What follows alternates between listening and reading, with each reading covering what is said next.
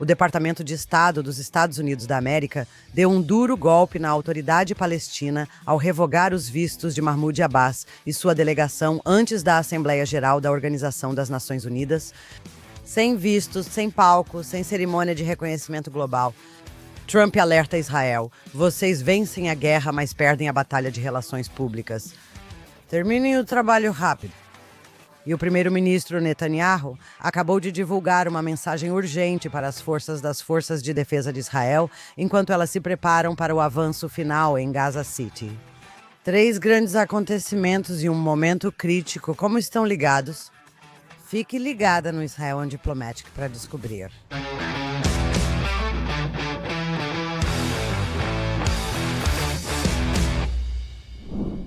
Bem-vindo a mais um episódio de Israel on Diplomatic. Sou Mark Regev e estou aqui, como sempre, com minha co-apresentadora Ruthie Bloom. Como está, Ruthie?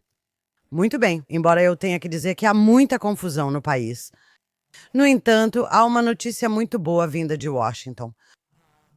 O Departamento de Estado anunciou na sexta-feira que vai revogar e negar vistos para as delegações da Autoridade Palestina e da Organização para a Libertação da Palestina na Assembleia Geral da Organização das Nações Unidas.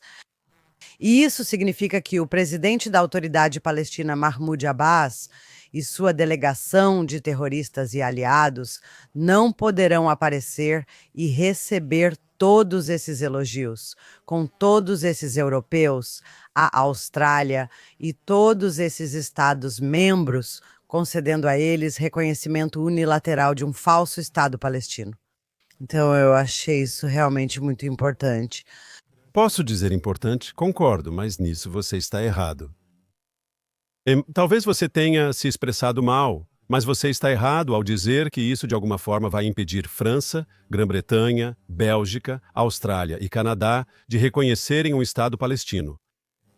Eu acho bom colocar pressão sobre os palestinos. Acho que aplaudo os americanos pelo que fizeram. Acho que está certo e que eles foram bem específicos. Eles disseram que a busca deles por um Estado fora de um processo de paz, fora de negociações, o apoio deles ao terrorismo, a falha deles em condenar o 7 de outubro e tudo isso. Aplaudo os americanos que também se manifestaram firmemente contra. A ideia de que europeus e outros vão declarar o reconhecimento de um Estado da Palestina que não existe. Então, se os americanos estão dizendo as coisas certas, mas isso vai influenciar os europeus a não fazerem isso? Acho que não. Acho que isso não é verdade. Eu concordo totalmente com você. Eles vão fazer isso.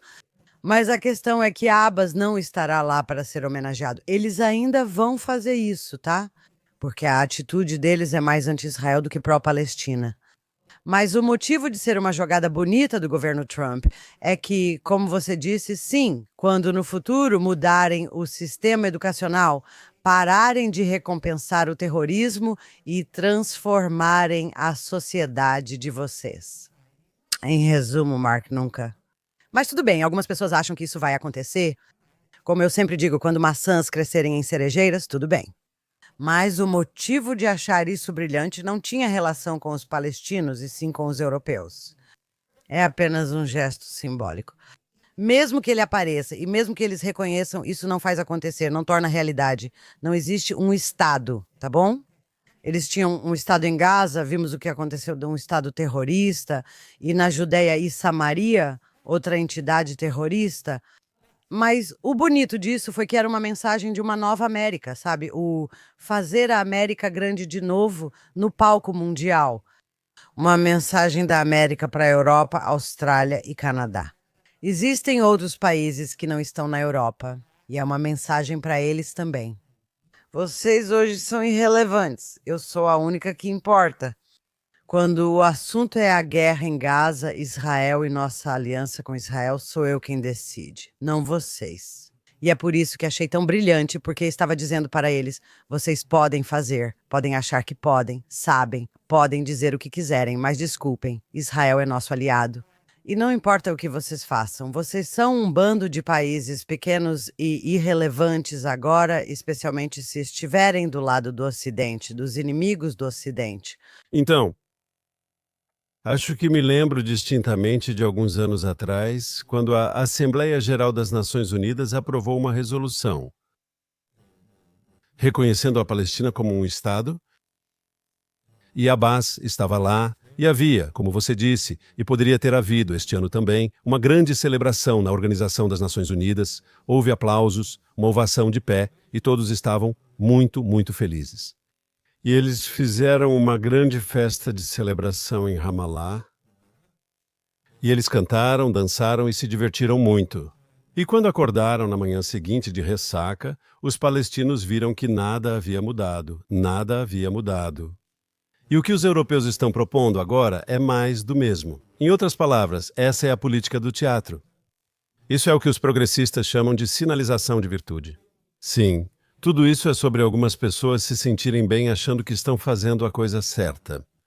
Mas o que você disse, e eu quero enfatizar isso porque concordo 100%, se vai haver um cessar-fogo em Gaza ou não, os europeus são irrelevantes. É um espetáculo americano. A relação entre Trump e Netanyahu é a relação entre a Casa Branca e Jerusalém. Houve conversas sérias. Pode haver novamente conversas sérias para um cessar-fogo e a libertação dos reféns. Isso está sendo muito discutido hoje em Israel. Concordamos em tirar parte deles ou exigimos que todos sejam retirados? Não haverá acordo porque o Hamas só pensa em jihad e não se importa com mais nada, o que infelizmente também é possível. Mas seja qual for a situação, os europeus são irrelevantes nesse processo. Preciso voltar nisso. Eles podem causar problemas. E se alguém fizer a pergunta, já discutimos isso no nosso programa no passado. Se o Hamas acredita que no final Israel será forçado a acabar com a guerra contra eles, a encerrar as operações militares, porque os europeus, os australianos e os canadenses têm pedido um cessar-fogo. Sim. E os britânicos, eu deveria ter mencionado os britânicos também? Enquanto o Hamas achar que tem um passe livre, ou seja, que só precisa esperar, no fim haverá pressão sobre Israel para parar a guerra, o que dificulta um cessar-fogo. Por que eles fariam concessões se acham que podem conseguir tudo o que querem de graça? Bem, de qualquer forma, além disso, como já apontamos em programas anteriores, todos nós queremos acabar com a guerra, certo? Queremos que as mortes parem de todos os lados. A guerra só termina com a vitória de Israel sobre o Hamas. A diferença entre um grupo e outro é que um diz que Israel deve se render ao Hamas, e o outro, como você e eu, diz que o Hamas deve se render a Israel.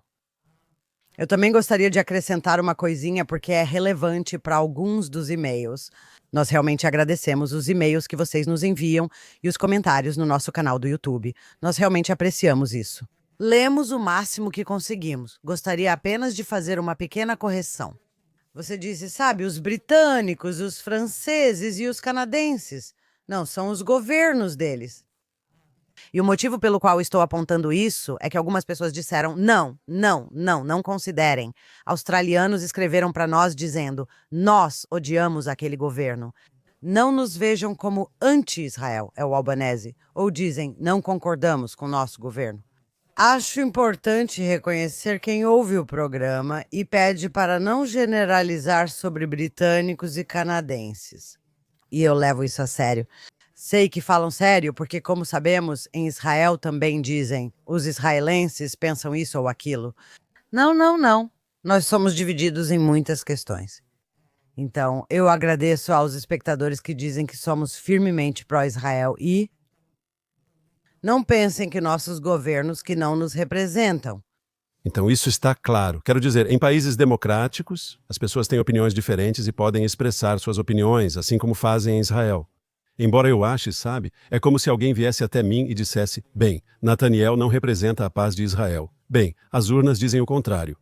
Odeio dizer, mas as urnas colocaram Starmer, o primeiro-ministro australiano, o canadense e o chanceler alemão. Em outras palavras, todas essas pessoas foram eleitas democraticamente. Então você precisa ter cuidado com esse argumento. O que eu diria, porém, é o seguinte. Você disse que há um grupo de pessoas em Israel que diz, vamos nos render às exigências do Hamas. E há outro grupo de pessoas. E há outro grupo de pessoas que diz que precisamos vencer essa guerra. E acho que você não está fazendo justiça aos opositores do governo que pedem cessar fogo. Agora concordo com você, em essência, que basicamente eles estão dizendo que devemos ceder às exigências do Hamas e que nada é importante. Só tirar os reféns? Discordo deles, acho que estão errados e podemos discutir isso. Mas o argumento deles e mais uma vez, acho que o argumento é fraco, mas o argumento deles é que isso não é rendição. Dizem que, aceitando o cessar-fogo agora, teremos chance futura de resolver com o Hamas. A coisa mais importante é tirar os reféns. Esse é o argumento deles. É assim que eles defendem o argumento deles. Dizem que não temos ilusões sobre o Hamas. Só queremos tirar os reféns. Haverá algum cessar-fogo. O Hamas nos dará um motivo futuro para terminar o trabalho. Acho que estão errados e sei que você também acha. E um dos motivos claros é que Israel está com problemas, sabe, de legitimidade agora, tanto internamente quanto internacionalmente. Se houver um cessar-fogo, e daí? Israel vai de repente romper um cessar-fogo porque o Hamas está cavando alguns túneis e ninguém ouviu falar nada. E aí vira esse tipo de tática do salame. Eles fazem uma coisa pequena, depois fazem outra coisa pequena e depois fazem mais uma coisa pequena. Quando tudo se acumula, você acaba revivendo o 7 de outubro. Essa é a verdade. Além disso, nenhum cessar-fogo vai resultar na libertação de todos os reféns. O Hamas não vai libertar todos os reféns. Ponto final. Temos que exercer pressão militar. Temos que derrotá-los. Precisamos desesperadamente resgatar os reféns ou fazer com que o Hamas os liberte. Eles não farão isso voluntariamente. Sem cessar fogo, só alguns aqui ou ali, depois outros cessar fogo e eles constroem mais túneis. Mas eu acho que isso é importante. Isso nos leva a outro assunto sobre o qual acho que há um pequeno equívoco. E eu percebi que a esquerda israelense tem, intencionalmente ou não, aí eu não vou decidir, traduzido mal o espírito da entrevista do presidente Trump ao Daily Caller esta semana. Certo, o presidente Trump disse, agora eu vou ter que parafrasear porque não tenho o texto na minha frente. Ele disse que Israel vence a guerra, mas perde a batalha de relações públicas, então é melhor vocês, à pressa. Vocês têm que acabar com essa guerra, sabe? Vamos terminar logo com isso para podermos seguir em frente. Aliás, espera, e então ele também disse, sabe, isso é realmente terrível. Há cerca de 15 anos, naquela época, nos Estados Unidos, havia apoio bipartidário a Israel ou aos lobistas no Congresso. O Congresso apoiava totalmente Israel. E agora estamos perdendo o Congresso. E ele disse, e isso é culpa dos democratas, foi o que ele disse, certo? Eu concordo com isso, mas agora eu nem quero discutir se isso é verdade ou não. Eu percebi que a imprensa de esquerda aqui, o que eles fizeram, eu acho que foi desonesto. Mas tudo bem, você pode discordar de mim. Eles disseram que foi assim que noticiaram. O presidente Trump afirmou. Acabem com a guerra agora, pois estão perdendo na imagem. Vocês precisam encerrar a guerra em Gaza agora. Não dando a entender que ele quis dizer vencer a guerra em Gaza agora. Número 2, eles disseram, e ele disse que já faz cerca de 15 anos desde que o Congresso esteve totalmente do lado de Israel. E então, pausa. Quem tem sido o primeiro-ministro de Israel nos últimos 15 anos? Em outras palavras, novamente voltando à velha mentira de que Netanyahu é o culpado pela divisão entre democratas e republicanos nos Estados Unidos. Quando se trata de apoio a Israel, isso é um absurdo. Mas achei interessante que a esquerda israelense quer retratar como se Trump, veja, eles tentam se mostrar como pró-Trump, não anti-Trump. A esquerda americana claramente odeia Trump. Mas eles querem dizer, tá vendo? Até o Trump pensa isso sobre Netanyahu. E só mais uma coisa. Quando você disse antes, sabe, ainda estamos negociando. Não tenho tanta certeza, tudo ainda está em discussão. Mas a verdade é que Netanyahu disse, e eu acho que é em parte por causa do presidente Trump. Ele declarou, estamos convocando os reservistas. Estamos conduzindo vamos derrotar o último reduto do Hamas na cidade de Gaza e nos campos no centro. Temos os habitantes de Gaza se deslocando para o sul, para as zonas humanitárias, e ele disse, chega de ser bonzinho, nada desse papo do Hamas de entregar alguns reféns em troca de muitos terroristas, cessar fogo e tal, porque o Hamas já rejeitou esse acordo proposto por Steve Witkoff semanas atrás. e demos ao Hamas semanas não só para se fortalecer de novo, mas também para acumular toda a ajuda humanitária de novo, etc. Então, eu acho que agora o que estamos vendo é que realmente vamos terminar essa guerra agora. As negociações não estão acontecendo. Quero dizer, Netanyahu fez uma declaração em vídeo ontem, incentivando as tropas, dizendo, sabe, nós apreciamos vocês e sabemos, e vocês, sabe? Então eu simplesmente não vejo que não estamos conseguindo. Não tenho certeza. Eu vi como você a convocação de milhares de reservistas para uma grande operação militar. Está claro que se o Hamas não der alternativa, entraremos e concluiremos o trabalho militarmente em Gaza. Mas uma parte de mim acha que Netanyahu está sendo mais sutil, pois o objetivo desses preparativos militares é mostrar ao Hamas que queremos agir de forma diferente. E nós não sabemos, nem você nem eu sabemos o que está acontecendo nos bastidores das negociações. Netanyahu pode estar dizendo, não quero 10 reféns vivos libertados, quero 15. Talvez ele esteja fazendo exigências e mobilizando forças, certo? A proposta é diplomacia coercitiva. Basta nos dar um acordo melhor e aceitamos o cessar-fogo. Em outras palavras, nós não sabemos o que está acontecendo. E eu acho que a possibilidade, não acho que a história tenha fechado a porta para essa possibilidade ainda, mesmo que, no momento, pareça que você está certo e essa opção tenha desaparecido. Você falou sobre a esquerda israelense estar olhando para Washington, até mesmo para o presidente Trump. Toda a esquerda ao redor do mundo odeia Trump, incluindo a esquerda nos Estados Unidos, mas de alguma forma a esquerda israelense ama Trump. Eles sabem que só conseguem avançar sua agenda com pressão dos Estados Unidos da América sobre Israel a favor deles. E por isso, eles vão ser gentis com Trump. Em outras palavras, eles querem que Trump pressione Netanyahu para terminar a guerra, sabe? Esse tipo de coisa. Isso obviamente não está acontecendo. Até agora, isso não ocorreu. Não sabemos o futuro, mas os indícios apontam que isso não deve acontecer. Mas é por isso que a esquerda israelense está muito respeitosa com Trump, mais do que a esquerda na França, Alemanha ou Grã-Bretanha. Dito isso, acho que precisamos dizer algo que nossos telespectadores norte-americanos precisam ouvir, que Israel não tem uma forte tendência ao anti-americanismo, nem mesmo na esquerda. Os franceses e britânicos foram salvos pelos Estados Unidos da América nas 2 guerras mundiais e na Guerra Fria, certo? Os alemães perderam para os americanos e talvez vivam melhor sem o nazismo. Na verdade, a América fez um favor a eles. Mas nesses países há esse tipo de anti-americanismo popular e moderno. Em Israel isso não existe. Este país deve ser um dos mais pró-americanos do planeta, e eu tenho orgulho disso. Há franceses, alemães e britânicos anti-americanos, algo muito comum hoje. Políticos podem ser aplaudidos ao dizer que não seguirão ordens dos americanos. Não, não é isso. A última coisa que você disse, e você falou sobre o Congresso. E o presidente falou sobre o Congresso. E essa ideia de que Netanyahu prejudicou o relacionamento com os democratas e que a culpa é dele. E o que eles geralmente apontam é aquele famoso discurso em que ele foi ao Congresso e se manifestou contra o acordo com o Irã. E eles dizem, bem, ele entrou no jogo da política partidária, ele foi convidado por... Boehner, presidente republicano da Câmara, criticou o governo. E é por isso que todos os democratas são contra ele hoje. E eu digo que isso é verdade, mas não é por isso que o Partido Democrata tem um problema com Israel. Eu acho que, em todo o mundo, existe um fenômeno em que a Palestina, a causa palestina, se tornou o teste decisivo para o compromisso com valores progressistas de esquerda. É como se fosse o cálice sagrado. As pessoas nem pensam sobre isso. É simplesmente automático. Se sou de esquerda, amo os palestinos e odeio os israelenses, o que impactou a esquerda na Alemanha e na Grã-Bretanha.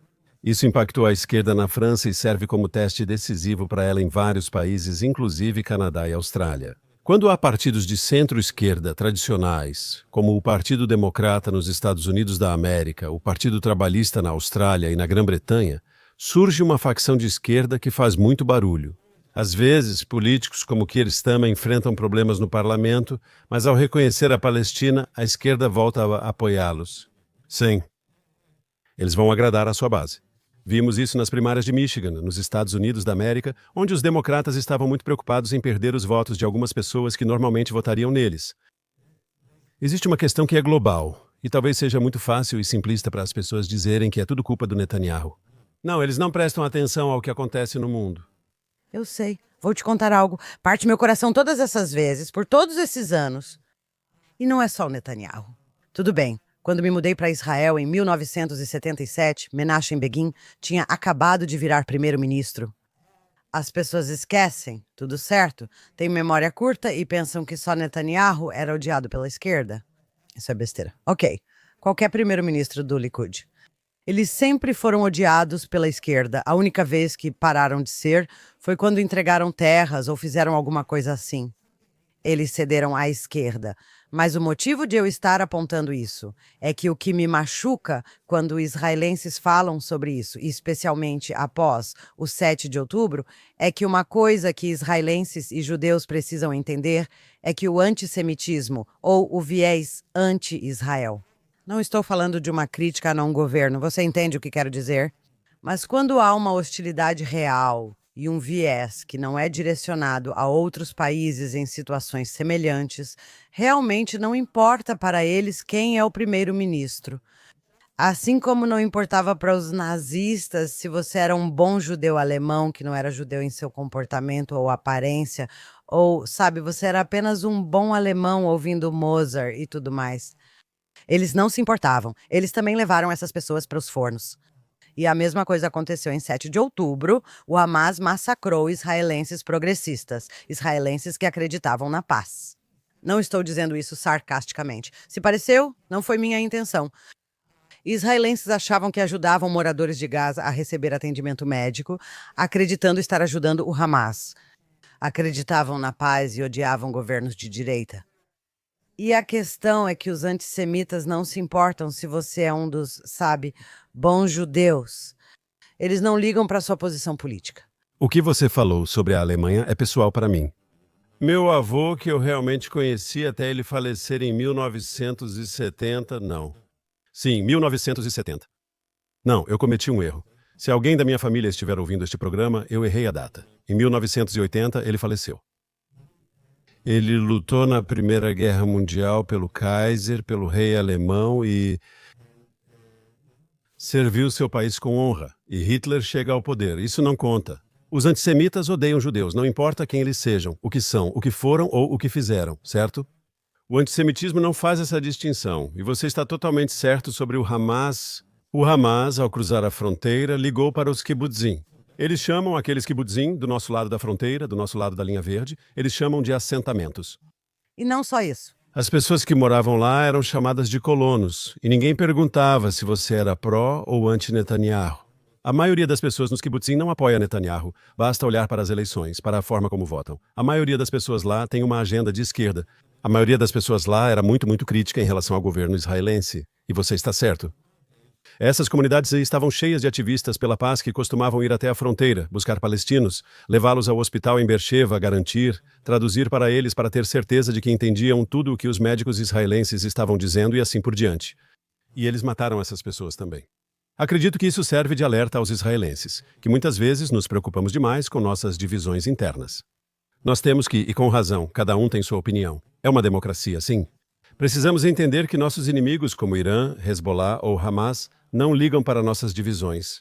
Eles não querem nossa presença aqui, ponto. Devemos lembrar disso nos debates políticos. Enquanto pudermos ser tão veementes quanto somos em nossas opiniões, em nossos argumentos e assim por diante. Mas no fim das contas, somos israelenses, somos judeus, e temos que lembrar que nossos inimigos realmente não ligam para a nossa política. O que incomoda eles é a nossa própria existência. Sim, ao contrário, governos de esquerda e direita já cederam terras por paz e outras razões. Isso adiantou? Impediu que tentassem nos matar? Não, ao contrário, cada concessão trouxe mais derramamento de sangue. Por isso, acho justo, odeio isso. Não me importo com o que sente sobre Netanyahu. Não falo de você pessoalmente. Quero dizer, eu não me importo com o que alguém sente sobre Netanyahu como político. Como ser humano, isso não importa para o que o inimigo sente sobre Israel e judeus. Esse é o ponto. Acho que as pessoas devem parar de viver essa ilusão. E eu gostaria de dizer, caso alguém tenha entendido errado, quando você disse que aqueles kibbutz, as pessoas que vivem nos kibbutzim, que o Hamas os chamou de colonos. Vamos explicar por um minuto para quem não entende muito bem. A palavra colono só passou a ser uma palavra ruim. Não é uma palavra ruim. Eu sou uma colona. Nós colonizamos a terra. O que dizemos é que viemos, colonizamos a terra de Israel, certo? Não há nada de inerentemente ruim nessa palavra, mas ela passou a ser usada como um xingamento contra os judeus na Judéia, Samaria e Gaza. Por isso os retiramos de lá em 2005. A ideia era que os colonos são colonialistas e opressores. Eles vieram e se estabeleceram em terra alheia. Isso é mentira. Os judeus se estabeleceram em Israel apenas em terras historicamente judaicas. Mas isso, de novo, esqueça isso por um minuto. Ser um colonizador não é algo negativo. As pessoas colonizaram a Austrália e a fronteira da América. Isso não é uma palavra ruim. Nesse contexto, porém, quando todas as pessoas fora de Israel usam a palavra colono, o que elas dizem é que os colonos são um obstáculo para a paz. Isso se tornou sinônimo. E os palestinos absorvem o discurso ocidental. Eles sabem como manipular o Ocidente. A mentalidade e a linguagem ocidentais. Ok, porque o que eles realmente querem dizer é jihad global, martírio por Alá, judeus e cristãos, nós vamos matar todos vocês. Colonizadores, eles usam essa palavra, mas é só porque eles sabem que as pessoas na Inglaterra, França e Austrália... Ah, sim, isso mesmo. Essas são pessoas más. Eles são colonizadores. Você sabe, você disse que os assentamentos são... Ou a acusação é que os assentamentos são o obstáculo para a paz. Muitas vezes com um grande THE maiúsculo, como obstáculo para a paz. Sabe, de acordo com essa lógica de todas as fronteiras de Israel, a nossa fronteira mais pacífica e tranquila deveria ser a fronteira entre Israel e Gaza. Porque foi há 20 anos, neste mês, que Israel se retirou de Gaza e nós desmontamos os 20 assentamentos israelenses que realmente existiam na faixa de Gaza antes disso. E os colonos que não queriam sair, adivinha? O Estado os evacuou à força. E ainda assim, se os assentamentos são o problema, porque não é se tudo se resume aos assentamentos, é certo? Você pode até levar o argumento um pouco mais adiante para mostrar o quão absurdo ele é. Ok, então há um conflito entre Israel e os vizinhos, especialmente os palestinos, devido aos assentamentos além da linha verde, certo? O argumento é esse, certo? Se israelenses burros entendessem que, ao tirar os assentamentos, teríamos paz... Os israelenses não são inteligentes o suficiente para entender isso. Ok, então tem o exemplo de Gaza, onde tiramos os assentamentos e tivemos o oposto de paz. Mas também existe um exemplo ainda mais forte. Antes de 1967, Israel tinha paz com seus vizinhos. Nós tínhamos paz com os países árabes e com os palestinos em 1966, em 1965. Em outras palavras, do que se tratava tudo aquilo? Em outras palavras, se não me engano, a Organização para a Libertação da Palestina foi criada para libertar a Palestina bem antes da Guerra de 1967. A Fatah, a principal organização que administra a Cisjordânia, foi criada, se não me engano, em 1959, certo? É mais de uma década, desculpe, algumas décadas. Não quero errar nos meus números, sim. Mas toda a ideia é que a raiz do problema são os assentamentos na Cisjordânia. E se apenas Israel os removesse, e vou dizer agora, para você ficar feliz comigo, os assentamentos na Judéia e Samaria, só se removêssemos esses assentamentos, poderíamos ter paz. Desculpe, né? Isso é besteira. Políticos que falam essas bobagens simplistas são loucos. Você disse mais uma coisa, porém, e acho que merece nossa atenção. Você disse que o assentamento é uma coisa boa. As pessoas colonizaram a Austrália, as pessoas colonizaram o Canadá, as pessoas colonizaram a fronteira nos Estados Unidos. Isso fazia parte do famoso vá para o oeste, jovem, da história americana. Hoje em dia não é assim, principalmente para os progressistas. Muitos veem colonização quase como escravidão. Brancos colonizaram a Austrália, o que foi ruim, pois roubaram a terra dos povos originários. O mesmo ocorre no Canadá e nos Estados Unidos. Os palestinos sabem explorar isso de forma cínica para seus fins políticos. E claro, acho que você pode fazer um argumento muito forte e verdadeiro dizendo: quem são os povos indígenas desta terra onde estamos sentados aqui em Jerusalém e de onde estamos falando? Os judeus. De onde vem a palavra judeu? Eles talvez tenham sido dispersos pelo mundo, mas vieram da Judéia. Os judeus vêm da Judéia. É daí que vem a palavra. E até mesmo os muçulmanos que leem seu texto sagrado, o Alcorão, com quem Maomé estava lutando? Judeus. Os judeus estavam aqui no Oriente Médio. Os judeus estavam aqui na Terra Santa. Os judeus estavam na Arábia. Nós existimos antes do Islã. Então, se alguém me disser que não somos indígenas da região, eu diria para essa pessoa: aprenda sua história e leia. Se for muçulmano, eu diria: vá ler seu próprio livro sagrado. Exato. Agora, não é só colono. é a palavra colonialista. Essa é outra. Porque colonialistas também na América, todos esses países, que, como você disse, virou uma palavra suja, né? Porque eles estão colonizando. Tenho que dizer, os britânicos têm coragem ao criticar a colonização. Mas a verdadeira questão é que a palavra ocupação, a ideia é que estamos ocupando, primeiro de tudo, como você disse, não estamos ocupando uma terra que foi judaica ao longo da história. Mas a palavra ocupação também é enganosa. Como você apontou, a Guerra dos 6 Dias, há pessoas, e os palestinos perceberam isso, e eles gostam de dizer isso em inglês, sabe, ou em outros idiomas, mas em árabe eles não dizem.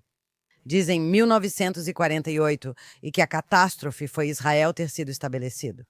Para o exterior, citam as fronteiras de 1967 da Guerra dos 6 Dias. Mas quem ocupava essas terras antes desses países atacarem Israel? E então Israel venceu essa guerra. Israel não estava ocupando a chamada Cisjordânia. Você sabe disso. Era a Jordânia. E era a Síria que ocupava as colinas de Golã. E era o Egito que estava ocupando Gaza. Posso discutir com você? Estamos quase no fim do tempo e quero fazer 2 breves pontos. Primeiro, o Egito ocupou militarmente Gaza.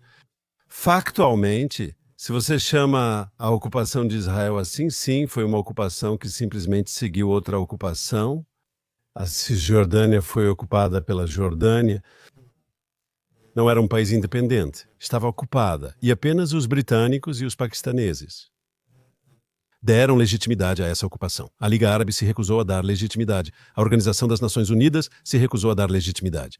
Então, em 1967, uma ocupação, se você acredita que Israel está ocupada, foi substituída por outra. Na Síria, acho que você está errado. Acho que, de acordo com os mapas internacionais e tudo mais, os Golãs eram sírios antes de 1967. Não parecia uma força de ocupação. Dito isso, não creio que Israel pretenda devolver a Síria em breve, pois fomos atacados daquele território antes de 1967. Minha esposa cresceu em um quibutz frequentemente bombardeado pelos sírios nas colinas de Golã, do nosso lado da fronteira. E quando crianças, eles corriam para os abrigos antiaéreos e assim por diante. Último ponto, pois o tempo está acabando e peço desculpas. Você mencionou britânicos acusando Israel de colonialismo, o que já é uma piada. Talvez, porém, muitos britânicos, ao dizerem que são fortemente anti-Israel, estejam tentando espiar seus pecados do passado e descontar isso nos judeus.